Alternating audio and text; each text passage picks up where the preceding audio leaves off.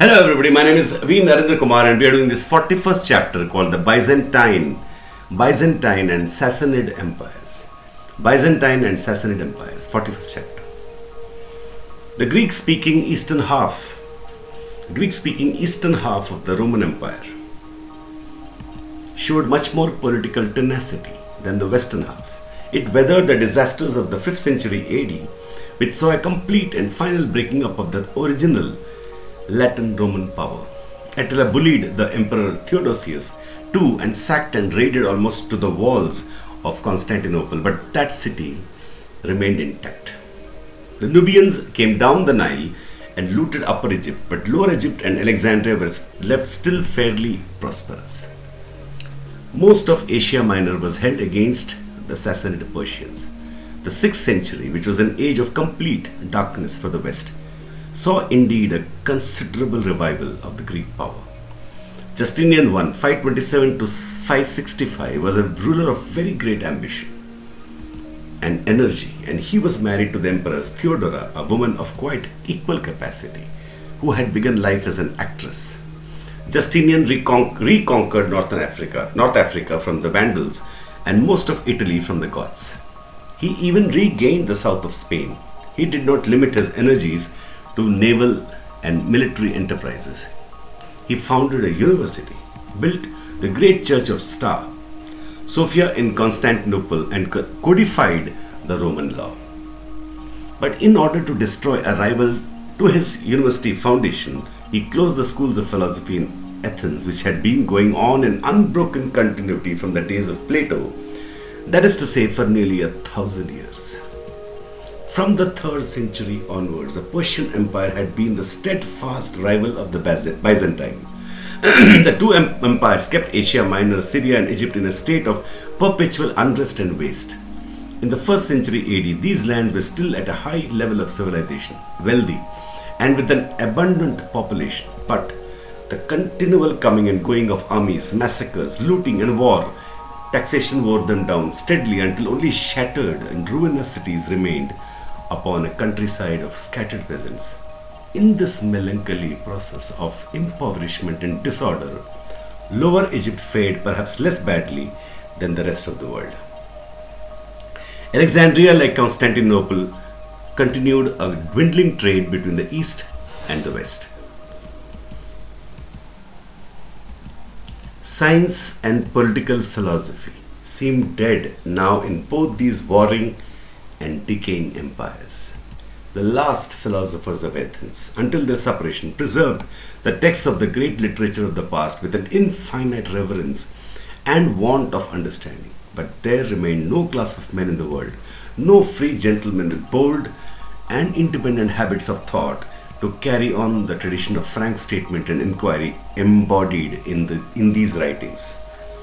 The social and political chaos accounts largely for the disappearance of this class. But there was also another reason why the human intelligence was sterile and feverish during this age. In both Persia and Byzantium, it was all age of intolerance. Both empires were religious empires in a way that greatly hampered the free activities of the human mind. Of course, the oldest empires in the world were religious empires, centering upon the worship of a god or of a god king. Alexander was treated as a divinity, and the Caesars were gods in so much as they had altars and temples devoted to them, and the offering of incense was made a test of loyalty to the Roman state. But these older religions were essentially religions of act and fact. They did not invade the mind. If a man offered his sacrifice and bowed to the god, he was left not only to think but to say practically whatever he liked about the affair. But the new sort of religions that had come into the world, and particularly Christianity, turned inward. These new faiths demanded not simply conformity, but understanding belief. Naturally, fierce controversy ensued upon the exact meaning of the things believed. These new religions were creed religions. The world was confronted with a new word, orthodoxy, and with a stern resolve to keep not only acts but speech and private thought within the limits of a set teaching. For to hold a wrong opinion, much more to convey to other people, was no longer regarded as an intellectual defect, but a moral fault that might condemn a soul to everlasting destruction.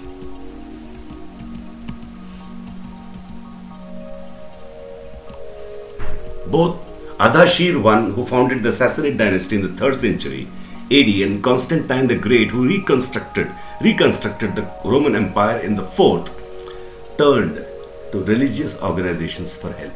Because in these organizations, they saw a new means of using and controlling the wills of men. And already before the end of the 4th century, both empires were persecuting free talk and religious innovation. In Persia, Ardashir found the ancient Persian religion of Zoroaster or Zarathustra, with its priests and temples and a sacred fire that burnt upon its altars, ready for his purpose as a state religion. Before the end of the 3rd century, Zoroastrianism was persecuting Christianity. And in 277 AD, Mani, the founder of a new faith, the Manichaeans, was crucified and his body flayed. Constantinople, on its side, was busy hunting out Christian heresies. Manichaean ideas infected Christianity and had to be fought with the fiercest methods. In return, ideas from Christianity affected the purity of the Zoroastrian doctrine. All ideas became suspect. Science, which demands before all things the free action of an untroubled mind, suffered a complete eclipse throughout this phase of intolerance. War, the bitterest theology, and the usual vices of mankind constituted Byzantine life of those days. It was picturesque, it was romantic, it had little sweetness or light. When Byzantium and Persia were not fighting, the barbarians from the north, they wasted Asia Minor and Syria in dreary and destructive hostilities. Even in close alliance, these two empires would have found it a hard task to turn back the barbarians and recover their prosperity. The Turks or Tatars first come into history as the allies, first of one power and then of another. In the 6th century, the two chief antagonists were Justinian and Khosrow I. In the opening of the 7th, the Emperor Heraclius was pitted against Khosrow II, 580. At first and until after Heraclius had become emperor, Khosrow II carried all before him. He took Antioch, Damascus, and Jerusalem, and his armies reached Chalcedon, which is in Asia Minor, over against Constantinople. In 619, he conquered Egypt. Then Heraclius pressed a counterattack home and routed up a Persian army at Nineveh, although at that time there were still Persian troops at Chalcedon. In 628, Khosrow II was deposed and murdered by his son Kavad, and an inconclusive peace was made between the two exhausted empires. Byzantium and Persia had fought their last war. But few people as yet dreamt of the storm that was even then gathering in the deserts to put an end forever to this aimless, chronic struggle. While Heraclius was restoring order in Syria, a message reached him. It had been brought in to the imperial outpost at Bostra, south of Damascus. It was in Arabic, an obscure Semitic desert language, and it was read to the emperor, if it reached him at all, by an interpreter. It was from someone who called himself Muhammad, the prophet of God. It called upon the emperor to acknowledge the one true God and to serve him. What the emperor said is not recorded. A similar message came to cover that Ctesiphon. He was annoyed, tore up the letter and bade the messenger be gone. This Muhammad, it appeared, was a Bedouin leader whose headquarters were in the mean little desert town of Medina. He was preaching a new religion of faith in the one true God. Even so, O Lord, he said, rend thou his kingdom from Kavad. And that completes the 41st chapter. The next video will see the 42nd chapter, the dynasties of Sui and Tang in China. Thank you.